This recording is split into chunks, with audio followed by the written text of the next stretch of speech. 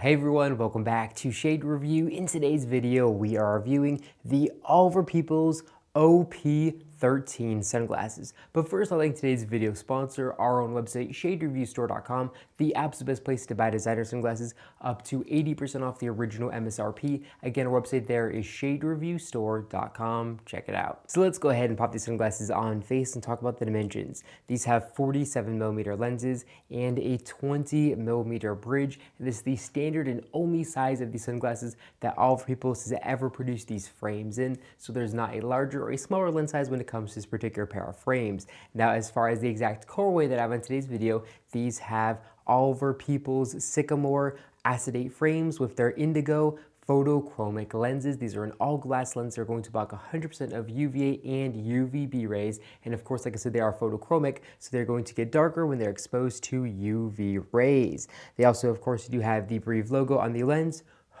So if we breathe in the lens there, we can see the little logo, and then it says photochromic underneath that. They also have a very nice and premium anti-reflective material here on the back side of the lens, which is going to help reduce sunlight coming in, bouncing off the lens at an angle. Now, as far as weight goes, these frames are actually relatively lightweight considering the fact they do have all glass lenses. These frames come in at only 30 grams. So I personally can wear these frames all day long without any discomfort. And as far as the balance goes, these frames are actually really nicely balanced here.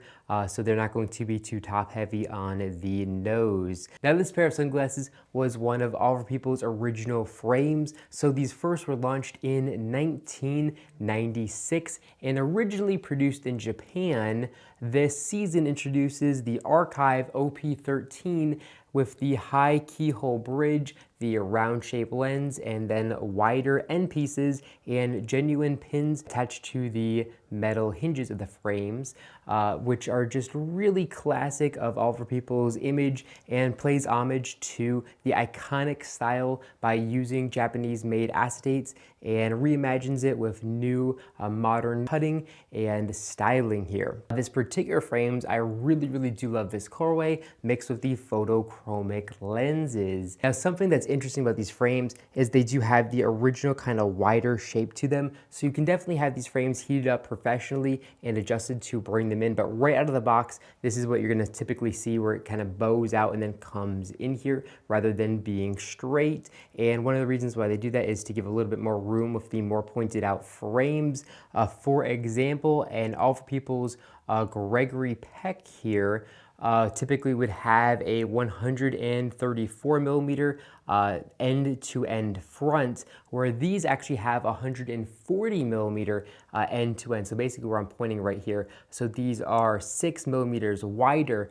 So because of that, you're gonna have that kind of interesting styling to the frames. Now, of course, I totally could adjust the base curve and then wrap them in a little bit, but that would definitely kind of change the look, so I don't want to do that.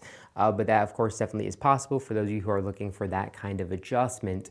Now, as far as the hinges go, these frames have very nice and premium all-metal hinges, and these are a 3-barrel hinge, but they still feel very good when opening up and when closing them. And the reason why it's only a 3-barrel hinge is because they simply could not fit a bigger hinge with the thin temples here. So that's why it is a 3-barrel hinge. Now, if we take a look through the temple, we can see some beautiful filigree etching, which looks really nice and classy. And if we take a look here at the inner right temple frame, we can see it says Oliver Peoples photochromic glass, then handcrafted in Japan, because these frames are still made in Japan. And then here in the inner left temple frame, we can see the exact Luxottica core code and model information. And then in the outside left ear rest, we can see that, of course, embedded Oliver Peoples logo there for authentication purposes as well. Now, as far as the build quality goes, these frames are built really nicely. Like I said, they are made in Japan. Japan makes some of the absolute best made acetate frames. The polishing here is absolutely fantastic. Everything lines up absolutely perfectly, and the build quality construction is just a really nice, very high quality piece of eyewear from Oliver Peoples, which again is not surprising because these frames are made in Japan here, and just a beautiful looking pair of frames. And these frames definitely kind of define what Oliver Peoples was when they first started.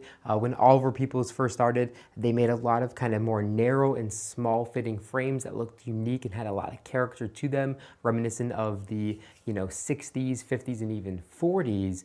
And this frame definitely kind of follows that same styling, where it definitely has more of a vintage and kind of retro look than something like a more modern pair of Oliver Peoples frames would. So it's really cool they brought these back out of their archived collection here.